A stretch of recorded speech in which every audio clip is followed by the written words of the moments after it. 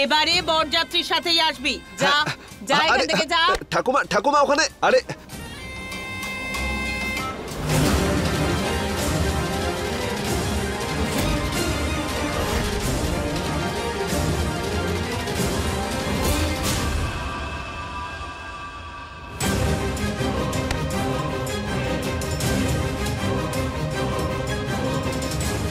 কেউ কেউ ভেতরে আছে নাকি?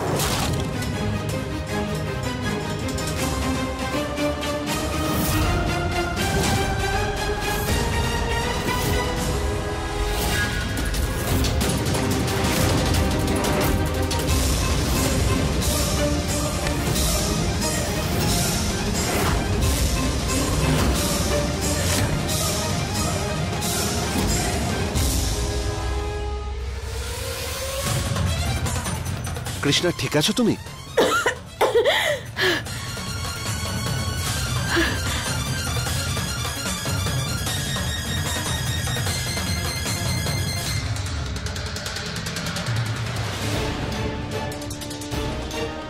কৃষ্ণা, তোর কি হয়েছে? এসব কি হচ্ছে? তুই ঠিক আছিস তো? ঠিক আছে আমি। কোনো শুভ কাজ, কোনো শুভ অনুষ্ঠানে ও একটা না একটা নাটক করবেই। আরে আমি এটা বুঝতে পারছি না, তুই ঢোলের ভেতর ঢুকে কি করছিলি? ঠাকুমাও তো 5 বছরের বাচ্চা মেয়ে নয় যে খেলতে খেলতে ঢোলের ভিতরে ঢুকবে। নিশ্চয়ই কিছু না কিছু হয়েছে হয়তো। কৃষ্ণা, বলো তুমি কিভাবে ঢোলের মধ্যে ঢুকলে? জানি না কিভাবে।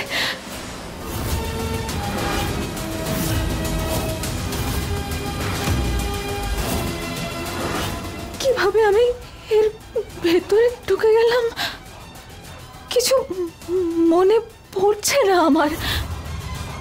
গৌরী, ওকে সামলা। ওর এই সব নাটক আমার সহ্য হচ্ছে না। কৃষ্ণা, তুমি লম্বা লম্বা শ্বাস নাও, তোমার ভালো লাগবে।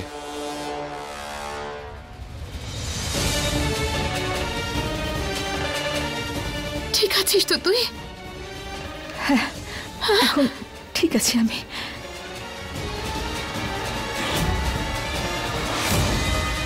কিন্তু গৌরী, তুই কোথায় চলে গিয়েছিলি? কত খুঁজেছি আমি তোকে। কোথায় ছিলি তুই? আমি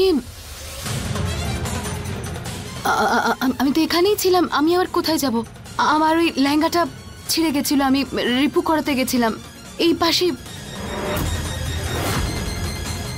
কিন্তু জি, তুমি এখানে কি করছো? আমি তো শুধু তোমার হাতের মেহেন্দি দেখতে এসেছি, কিন্তু জানি না তুমি কোথায় ছিলে। তারপর মাঝে তো ঠাকুমা আমাকে ধরে ফেলেছিল। দেখা যখন হয়ে গেল তখন তোমার হাতটা দেখি।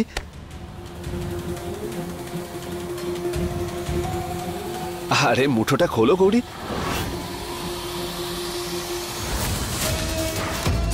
এই সামান্য কটা টাকারই যোগ্যতা জিতের, আর তুমি ফুলের মতো একটা মেয়ে।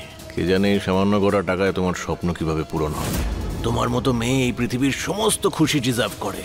আমি জিতের জায়গায় থাকলে তোমার জন্য অসম্ভবকেও সম্ভব করতাম। যদি তোমার নিজের হিরোইন হওয়ার স্বপ্ন আর এই বিয়ের মধ্যে কোনো একটাকে বাঁচতে হয়, তাহলে কোনটা বাঁচবে? কি করছো? ছাড়ো আমার হাতটা জিৎ। আর তুমি এখানে কি করছো? আজকে তো মেহেন্দি, মেয়েদের অনুষ্ঠান, তাহলে তোমার কি কাজ এখানে? তুমি এখানে কি কি করছো বলো তো? কেন এসেছো তুমি এখানে? গৌরী, ব্যাস অনেক হয়েছে। আরে তোর জন্যই এসেছে ও এখানে। আমার জন্য কেন? আমার জন্য কেন? আমি বলেছিলাম তোমাকে এখানে আসতে। আরে নিয়ম কানুন যখন হয়েছে তখন তার পেছনে নিশ্চয়ই কোনো কারণ আছে। মেহেন্দি আজকে আমার, ছেলেদের এখানে ঢোকার কথা নয়। তোমার আসা উচিত হয়নি। একটা সোজা কথা তোমার মাথায় ঢুকছে না নাকি? তোমার এই ছেলে মানুষগুলো না শেষই হচ্ছে না। তুমি কি বুঝতে পারছো না যে আমাদের বিয়ে হবে এবার? তাহলে তোমাকে তো একটু দায়িত্ববান হতে হবে, তাই না? একটু দায়িত্ব নিতে হবে। আরে গৌরী, আমার কথাটা তো শোনো। আমি বিরক্ত করে মারছো তুমি আমায়। গৌরী, কিন্তু আমার কথা শোনো। বুঝতে পারছি না কি হয়েছে ওর।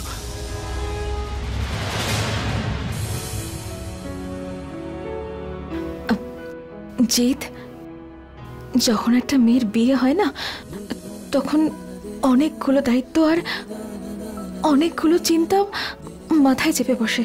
তাই মেয়েরা একটু খিটখিটে হয়ে যায়। আর এমনিতেও তুমি নিজেই ভাবো না, নিজের বাড়ি ছেড়ে অন্য কারোর বাড়িতে গিয়ে সেই পরিবারকে নিজের করে নেওয়া, নতুন নতুন সম্পর্ককে আপন বানানো অনেক বড় ব্যাপার। সেজন্য গৌরী যা কিছু বলল তুমি তার জন্য মন খারাপ করো না। আমি বলি কি, গৌরীর তরফ থেকে আমি ক্ষমা চাইছি তোমার কাছে।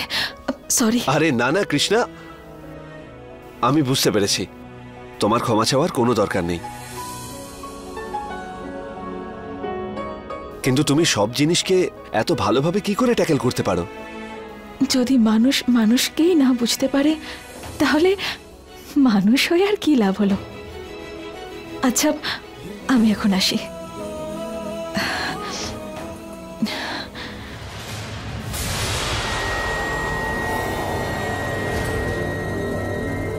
কৃষ্ণা,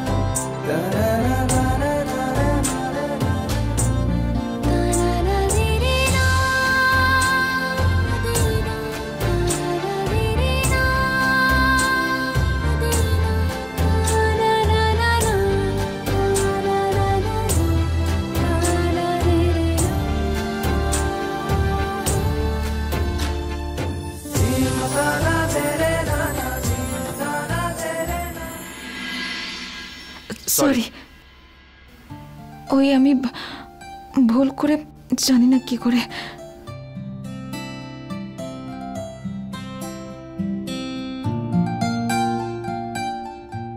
গৌরীর হাতেও হয়তো আমার নাম এভাবেই লেখা রয়েছে।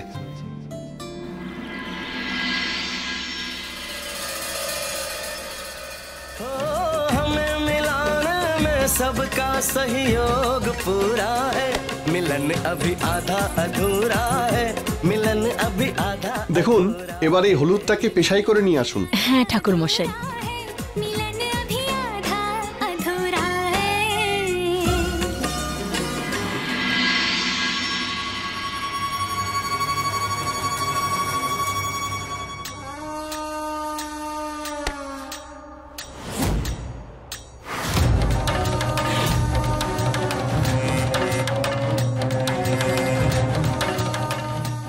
বৌদি, হ্যাঁ হ্যাঁ হ্যাঁ, তাও এটা আমি করছি, তুমি ওই দিকটা দেখো। ঠিক আছে, তুমি করে নাও।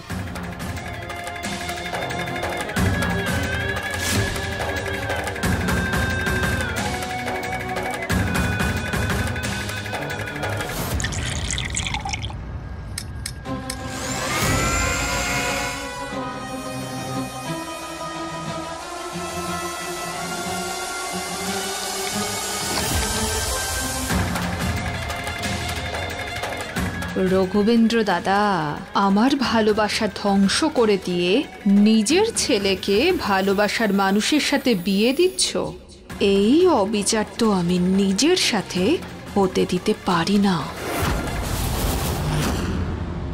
আরে কি করছিস কি? তাড়াতাড়ি কর, কত দেরি হয়ে গেল। আরে কৃষ্ণা, তাড়াতাড়ি গৌরীকে ডেকে নিয়ে আয়, ছেলের বাড়ি থেকে গায়ে হলুদ চলে আসবে যে। হ্যাঁ ঠাকুমা। গৌরী তাড়াতাড়ি আয়, গায়ে হলুদ শুরু হওয়ার আগে সব কাজগুলো শেষ করতে হবে আমাদের। গৌরী! আরে এখানে দাঁড়িয়ে দাঁড়িয়ে চিৎকার করছিস কেন? যা গিয়ে ওকে নিয়ে আয়।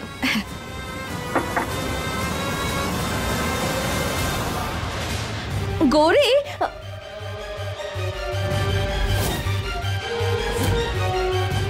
কি হলো কি গৌরীর? আরে মুঠোটা তো খোলো গৌরী। কি করছো? ছাড়ো আমার হাত। জিৎ, তুমি এখানে কি করছো? আজ তো মেহেন্দি, এখানে মেয়েদের থাকার কথা। তোমার এখানে কি কাজ? কেন এসেছো এখানে?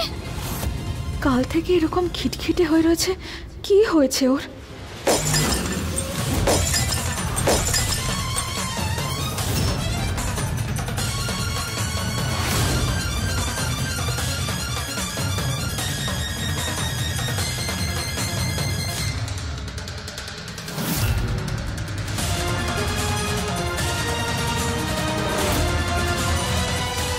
এবার তো হবে আসল মজা, যখন সম্পর্কে হলুদের বদলে রক্তের দাগ লাগবে।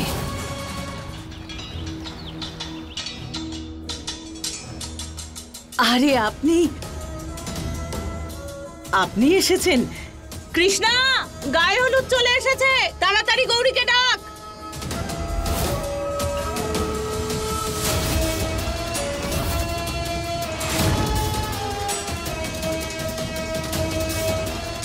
আসুন, বসুন। না না, আমি চলে যাব, বাড়িতেও অনেক কাজ আছে।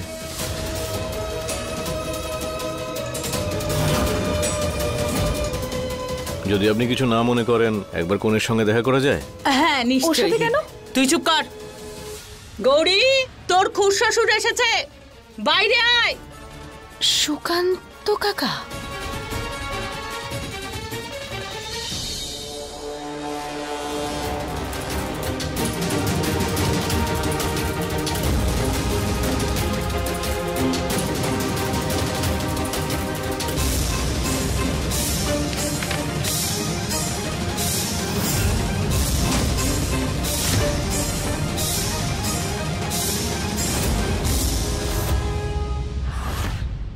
বৌদি হলুদ পাঠিয়েছে। ঠিক আছে, তাহলে বরযাত্রী নিয়ে আসছি। মাসিমা।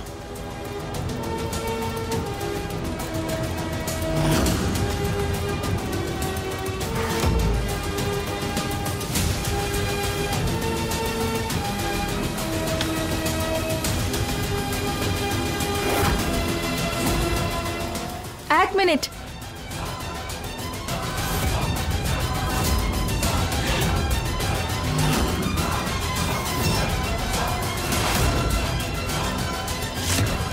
এই কাগজটা আপনি এখানে ফেলে যাচ্ছেন কেন?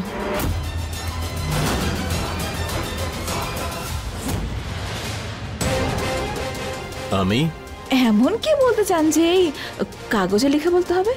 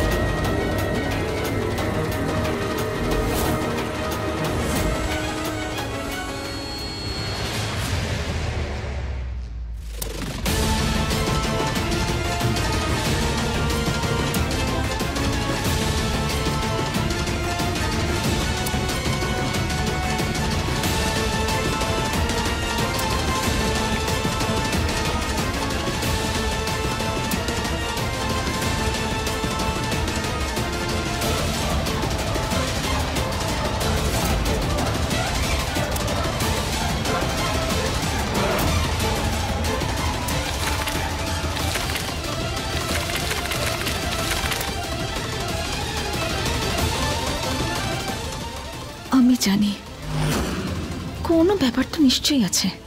বন্ধ কর তোর এই নাটক। বাড়িতে বিয়ের অনুষ্ঠান আর তোর মাথায় যত উল্টোপাল্টা চিন্তা। কোনো ব্যাপার না, ছোট মেয়ে, ছেড়ে দিন না মাসিমা।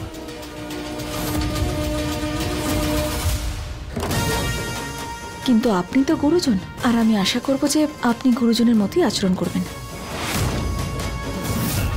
আমি জানি যে কোথাও না কোথাও গন্ডগোল তো আপনি নিশ্চয়ই পাকাচ্ছেন, আর আমি খুব তাড়াতাড়ি সেটার খোঁজ লাগিয়ে নেব। আর হ্যাঁ, আমাকে বাচ্চা মেয়ে মনে করার ভুল করেও কিন্তু করবেন না। ছোটদের ছোটর মতোই থাকা উচিত, বড়দের কাজে আর তাদের কথায় একদম মাথা গলানো উচিত নয়। আসছি মাসিমা।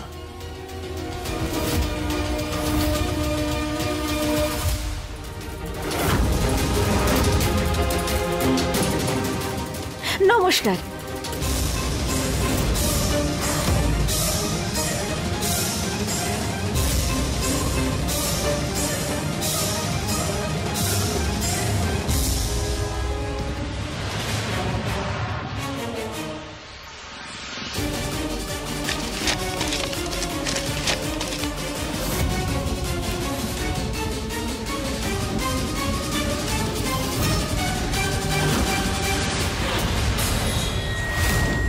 এটা হলো আমার তরফ থেকে তোমার জন্য দ্বিতীয় উপহার।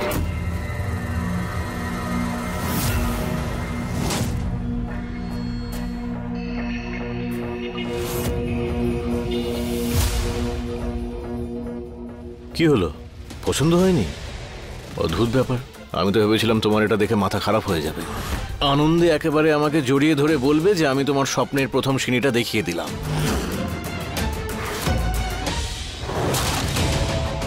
এই সিনেমাটা আমার একটা বন্ধু বানাচ্ছে, আরে অনেক বড় প্রডিউসার হয়ে গেছে। আমি একটা ফোন করলাম আর কাজ হয়ে গেল। কিন্তু তুমি তো আমি তো কি, আমার মনে হয়েছিল যে তুমি বাকি মেয়েদের থেকে আলাদা, কিন্তু না, তুমি ওই বাকি মেয়েদের মতোই, যারা বিয়ের জন্য নিজের স্বপ্নকে ভেঙে ফেলতে পারে। আমি ওরকম নই। যবে থেকে স্বপ্ন দেখতে শুরু করেছি না, চোখ বন্ধ করে চোখ খুলে শুধু একটাই স্বপ্ন দেখেছি, মুম্বাই যাওয়ার স্বপ্ন, হিরোইন হওয়ার স্বপ্ন। এটা কোনো ছোটখাটো স্বপ্ন নয় আমার কাছে।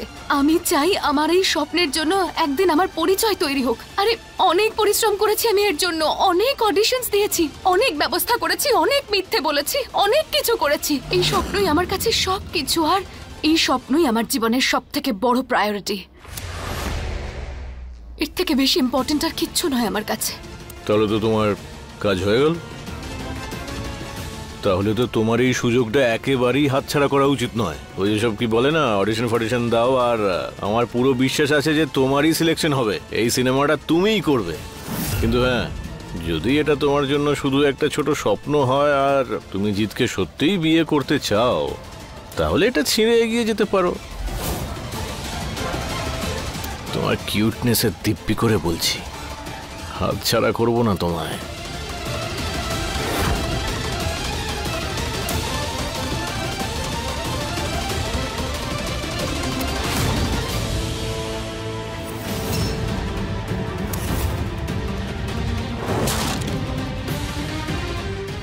গৌরী, দরজা খোল। কৃষ্ণ, কৃষ্ণ এসে গেছে।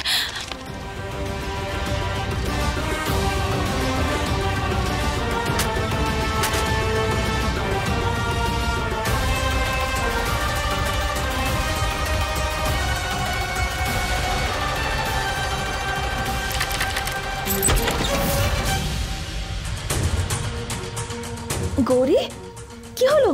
এখনো তৈরি হসনি তুই? আরে গায়ে হলুদের অনুষ্ঠান সময় মতো শুরু করতে হবে। তবে তোকে কিন্তু বেশ লাগছে, কারণ নজর না লাগে।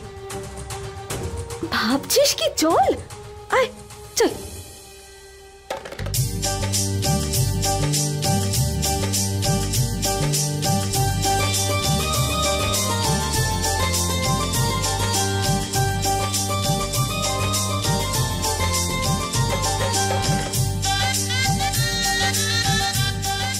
এবার উনি বুঝতে পারবেন যখন ওনার ভালোবাসার এই হলুদ কাঁচের গুঁড়োয় নিজের রং বদলাবে। আমার ভালোবাসাকে গলা টিপে মেরেছিলেন না, এবার দেখবেন আমি আমার প্রতিশোধ এবার নিয়েই ছাড়বো। আমাদের সুন্দরী কনে এসে গেছে, এবার তাড়াতাড়ি গায়ে হলুদের অনুষ্ঠান শুরু করা যাক। আয় গৌরী, আয় মা, বস। আরে বস গৌরী, আয় এখানে বস। তোর শ্বশুর বাড়ি থেকে এসেছে, খুব শুভ। ছেলের মা নিজের হাতে হলুদ বেটে তারপর পাঠায়। এটা লাগানোর পরে মেয়ে এত সুন্দরী হয়ে যায় যে সবাই তাকিয়ে থাকে।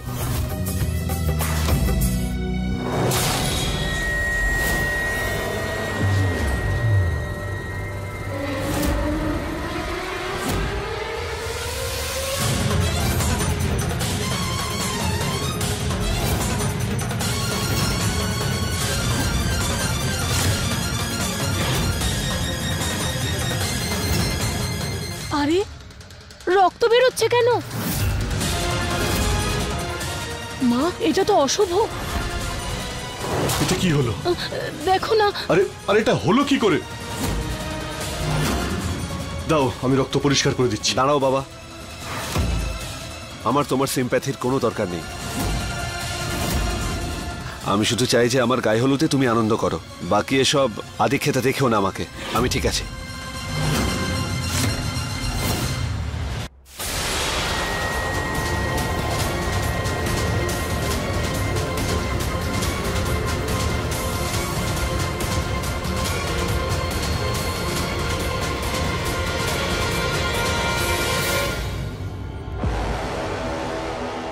যদি তোমার হিরোইন হওয়ার স্বপ্ন আর বিয়ের মধ্যে কোনো একটাকে নির্বাচন করতে হয়, কোনটা নির্বাচন করবে?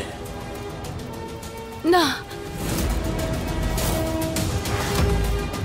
আমি মাখতে পারবো না এসব হলুদ। কিন্তু কেন? আরে মাথা খারাপ হয়ে গেছে নাকি তো? কেন লাগাবি না?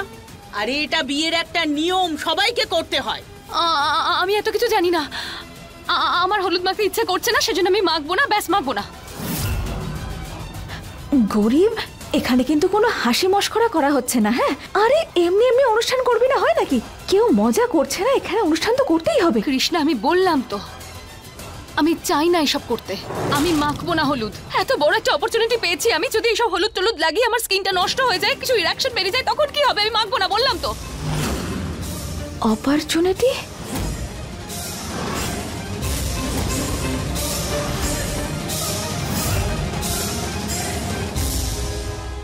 अपने पसंदीदा शो के फुल एपिसोड देखने के लिए अभी डाउनलोड करें दंगल प्ले ऐप।